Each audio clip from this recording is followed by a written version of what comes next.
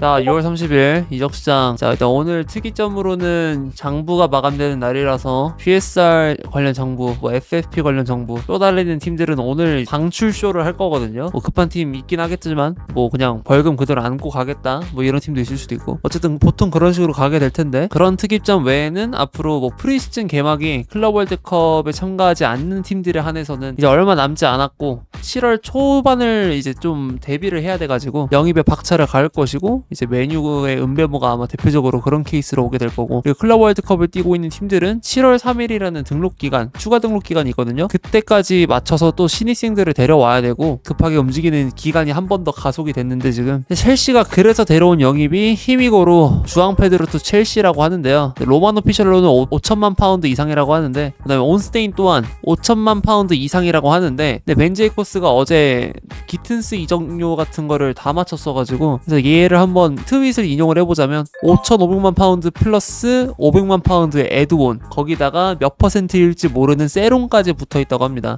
난 이게 진짜 뭔 개소리인지 모르겠는 게, 아니 잘하는 선수 맞고 좋은 영입 맞아. 초상 피우기 싫은데 두 가지 불만이 있는데, 첫 번째로는 기튼스 건에 이어서 똑같이 상대가 요구하는 가격에서 하향을 못 매겼다라는 거고요. 근데 그거는 뭐 클럽 월드컵 등록이나 추가 보강을 위해서 기간이 얼마 안 남았기 때문에 첼시가 급할 수가 있어가지고 좀 이해하는 편인데, 근데 세로는 진짜 모르겠네. 저거 지금 몇 펀지도 모르겠고, 나 저거 진짜 10% 이상이면 좀 돌아버릴 것 같거든요. 그냥 10%까지 이해할 수 있어. 그 이상이면 진짜 좀 이해가 안 갈 것 같아. 심지어 벤 제이콥스 트윗에서는 열받았던 점이 뭐가 있냐면, 다른 데서는 5천만 파운드가 기본급이라고 하는데 벤 제이코스랑 바비 핀센트하고 알렉스 크룩이었나요? 걔네들이 5,500만 파운드가 원금이라고 했거든. 이 원금 비율이랑 에드온 비율이 얼마냐에 따라서 이 첼시 보드진의 협상 능력이 좀 돋보일 수가 있을 것 같은데, 근데 애초에 브라이튼이 요구했던 게 6천만 파운드라는 얘기도 있지만 총합 패키지가 그쯤이 되면 되고, 원금은 5천만 파운드 플러스 알파를 요구했다고 함. 이게 아니라면 협상할 의지가 없었다고 해서, 그래서 아직까지는 온스테인하고 로마너가 파워가 더 세니까 그래도 5천만 파운드 이상 정도로 보는 게 맞지 않을까. 근데 물론 5천만 파운드 이상이라는 단어도 5,500만 파운드일 수도 있는 가능성을 포함하고 있기 때문에 뭐 크게 다르진 않을 것 같은데, 일단 데려왔고요. 첼시가 정말 필요로 했던 영입이기 때문에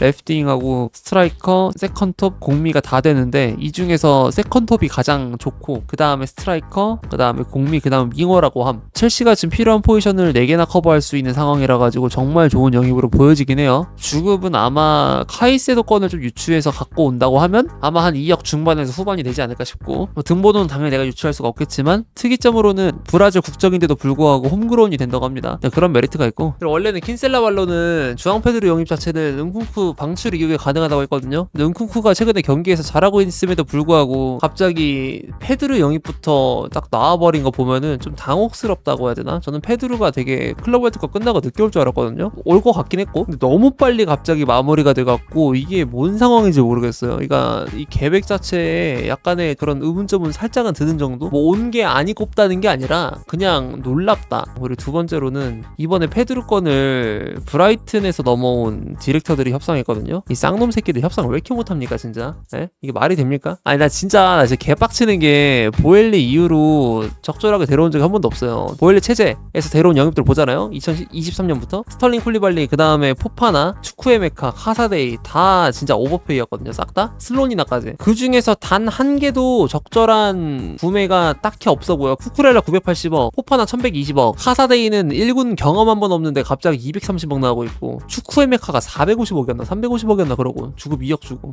주급 1억 7천이었나 그랬고, 개호구들. 그 다음에 카이스도 협상 존나 못해갖고 갑자기 1900억까지 뛰었죠. 내가 그때도 말했지만 라비아는 뭐 어쩔 수가 없는 상황이었고, 사실 그리고 콜파머 지금 잘해서 다행인 거지. 그 당시에 뭐 1군 경험 2년 동안 몇 경기 뛰었냐, 30경기도 뛰지 않는 새끼, 그런 애한테 780억인가 750억 지르고 앉아있고요. 미알로우들이 1억 유로, 이 미친 역사는 뭐 당연히 뭐 말할 게 없을 거고, 그리고 엔소 페르난데스, 이거는 뭐 후이코스타가 족같이 굴긴 했지만 완고하게 굴었으니까 완전, 물론 걔네 입장에서 어쩔 수 없었다고 하지만 그것 때문이라도 뭐 어떻게 이해하려고도 한다만, 결국에는 그냥 바이아웃에다가 100만 유로 더 얹어가지고 데려왔잖아요.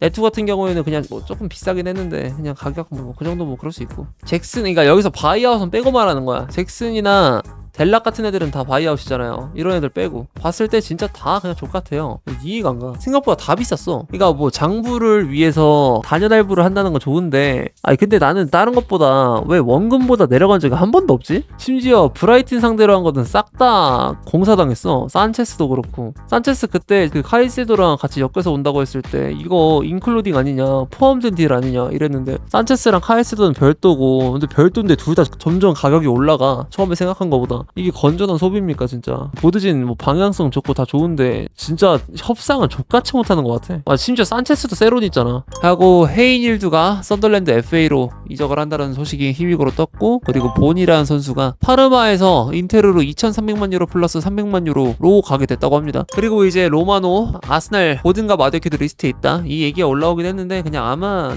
그냥 되게 가벼운 이슈를 또 로마노식 호들갑 떨면서 얘기한 내용이 아닐까 싶어가지고 그냥 가볍게 넘기면 될 것 같고요. 토트넘은 세베뇨 7천만 파운드 이적료의 난항을 겪었다고 합니다. 네.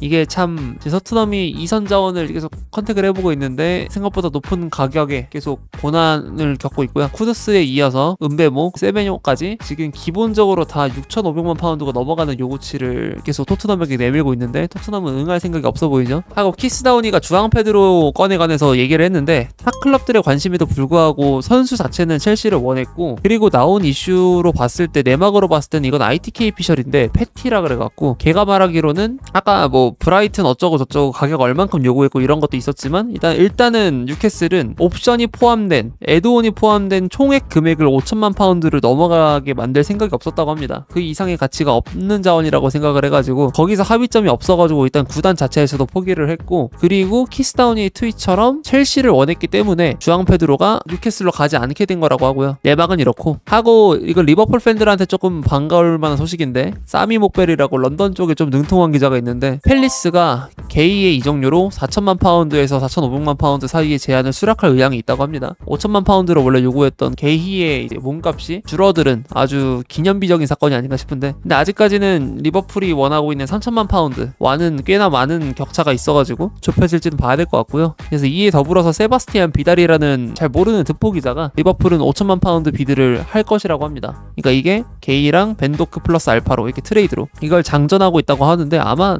그냥 저런 식으로 딜이 굴러갈 수 있다라는 가능성을 제기한 거지, 내 생각에는 5천만 파운드의 가치를 다 투자하지 않을 것 같아 리버풀. 그리고 로마노 트윗으로 또 올라왔는데요, 요케레스는 팀에 다시 복귀하여 경기에 뛸 의사가 전혀 없다고 합니다. 혼자서 시위를 하면서 생쇼를 벌이고 있는데 웬만해서는 쉬워 보이진 않고요. 왜냐면 이게 스포르팅 회장이 요케레스 6천만 플러스 1,000만 유로여도 안 판다고 지금 얘기를 했던 일도 있었고, 실제로 나오는 기사들도 그래갖고 정말 이제 이적료 때문에 아마 요케레스의 이적이 계속 투명하지 않게 뿌옇게 나오고 있다는 소식이 좀 전해지고 있고요. 뭐 미겔 산스, 스페인, 라포르타가 말하기로는 더용의 재계약 사실상 완료, 재계약 시에는 2029년까지 재계약이라고 하는데, 지금 나이가 97년생인 걸 감안했을 때 4년 재계약, 아주 이상적인 재계약 기간인 것 같아요. 더용 실력 같은 거 봤을 때도 뭐 4년 정도 충분히 줄만하다고 보고, 그리고 또 스포르트에서 크리스텐센의 입지에 관해 물음표가 뜨고 있던 상황이었는데 잔류를 예상한다고 합니다. 선수 자체가 애초에 너무 바르샤 생활에 너무 만족하고 있고 이적에 관심조차 없다고 해가지고 남게 될 것 같고, 이렇게 되면은 아라우오의 입지가 조금은 위험해 보이지 않나 하고, 이제 마르카 속보, 레알의 한 선수가 곧 클럽을 떠나겠다고 요청할 것으로 보인다고 합니다. 이게 지금 사람들 유추하기로는 뭐 맨디라는 설도 있긴 하지만 당연히 포커스가 이제 호드리구한테 될 것이고, 나도 이건 호드리구가 되지 않을까라는 생각도 좀 조심스레 해보게 되는데, 이렇게 되면 또 아스날 팬들은 미어캣이 되겠죠. 혹시 하면서 또 쳐다보고 있겠지. 하고 이제 이탈리아 디마르지오, 코모가 생각보다 이제 보강을 정말 세게 하고 있고, 최근에 1,400만 유로짜리 선수를 또 데려온다는 소식도 있어가지고 이 팀이 진짜 이번 여름에 1억 유로 이상의 소비를 할 가능성도 있겠구나라는 생각이 들고 있던 와중에 티아우가 코모로 가는 과정에 있어서 협상이 난항이 있다고 합니다. 선수의 동의가 아직 없는 상태로 생각보다 이적 가능성이 조금은 줄어들 수도 있다는 상황. 하고 스키라가 말하기로는 밀란이 이번 주 안에 리치의 메디컬을 계획 중이라고 하는데, 근데 지금 유럽 이탈리아 시간대로 봤을 때 이번 주면은 내일 새벽 안으로 이제 리치의 메디컬이 이루어져야 되거든요.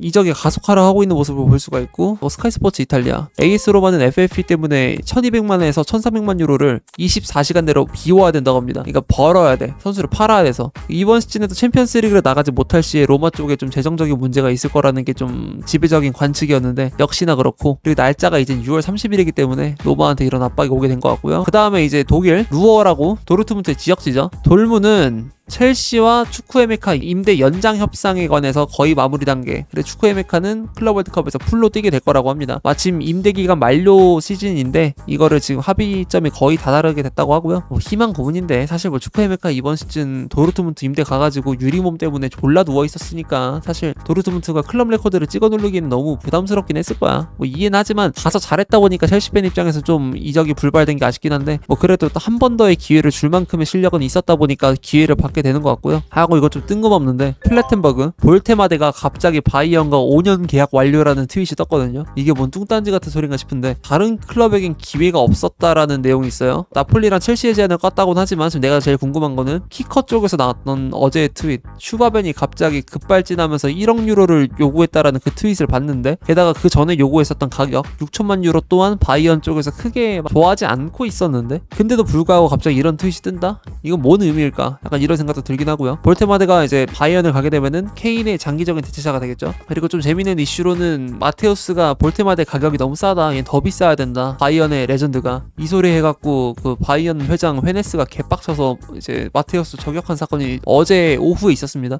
그리고 이제 마지막 이슈인데 이거는 아스날, 리버풀, 첼시 팬들이 다 귀 기울일 만한 소식이죠. 네덜란드 ITK가 디스코드에서 소스를 뿌리는 경우가 있는데 거기서 말하기로는 하토가 1년 잔류를 선택했다고 합니다. 이 마음을 돌리기 위해서 첼시랑 아스날이 둘 다 이제 협상에 설득을 계속 나섰는데 근데도 불구하고 설득에 실패를 했다고 하고요. 내년에도 본인이 B클럽에 갈 수 있다고 자신을 하면서 이번 시즌에 이적을 하지 않기로 결정을 했다고 합니다. 하토를 이번 시즌에 첼시가 데려오는 게 너무 좋긴 한데 요즘 현대적인 레프트백을 찾았을 때는 센터백하고 이제 레프트백, 이 풀백의 정체성이 조금 융화가 된 그런 형태의 선수들이 정말 핫하고 하토는 에르데비지에서 닥주전으로 뛰고 있고 국대에서도 선발로 뛰고 있는 상황이라서 너무 귀한 경험치를 많이 먹었고 그리고 요즘 트렌드를 봤을 때 정말 적합한 선수라고 보여져가지고 나이도 그렇고 많은 팀들이 뛰어들고 있었는데 잔류를 선택했다는 소식은 좀 내키지 않을 것 같긴 합니다.